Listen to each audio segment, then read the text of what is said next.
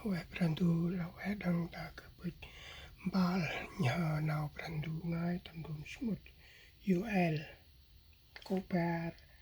thì tam trong bài chích bằng là nào biến bắt ta nên tu chỉ là trọc tam la ngồi đọc chỉ nào prandu bằng bơ lor tam nốc UL ở chính là tắt mandum smut Matthew Kuparchit ma puan du spot mak luk du spot ciridang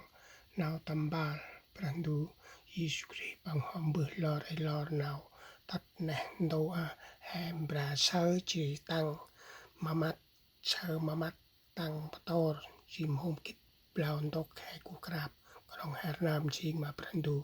ta chỉ cực người nhờ tầm nào prandu người bơ lor chi tam dum smut a chu smut UL cô bar trong bài chích bằng cướp bra ăn nào tầm lẽ ngồi nào bên khai tạc là trọc chiri ta này đâu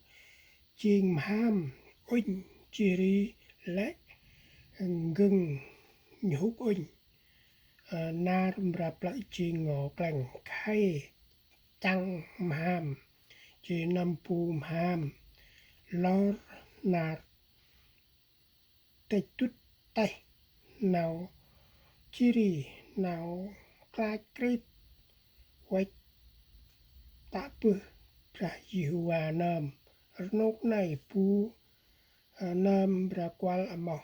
rành bra Yehuwa bra cai jadi yor nào này nào đàn du bằng họ bự lon tầm đồn smut UL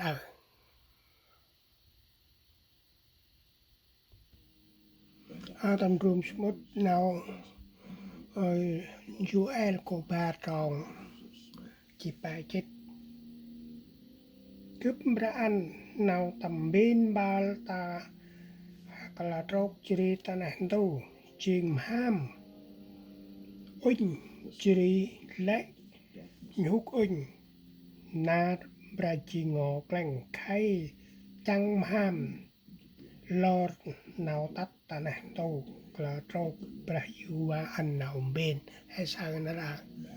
tam Matthew Parchit ma puan Drum smut Matthew Parchit ma puan chỉ tầm trong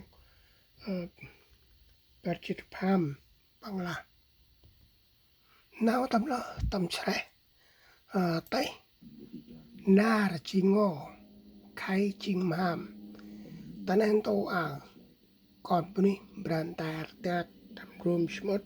Matthew Parchit puan bằng là tầm trong Parchit pham tan đúc sắc gian khét càng krít cung ta này hành xa bắt lất chi lôi nào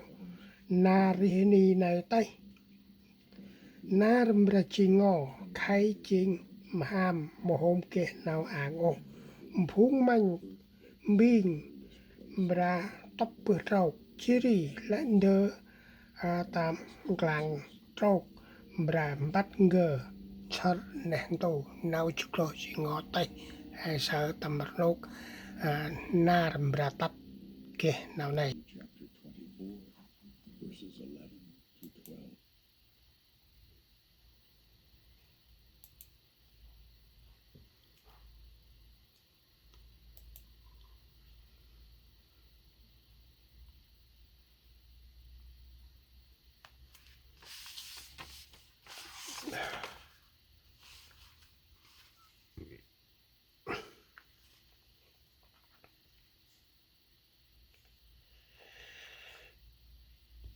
ai chính tầm room smut Matthew Parchit puan trong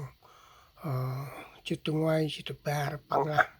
tóc nén đâu nằm bên tắt kẻ ngăn ta này room smut mark cô chữ bär trong Parchit bär là đồng chiri lẽ con puni nào rong cả tầm nào đơm nào tắt kẻ đây yor kan pang dam ga na ba kurain bra Yesus Christ chiri phung nam bờ lor tay bra tat bơ tam nok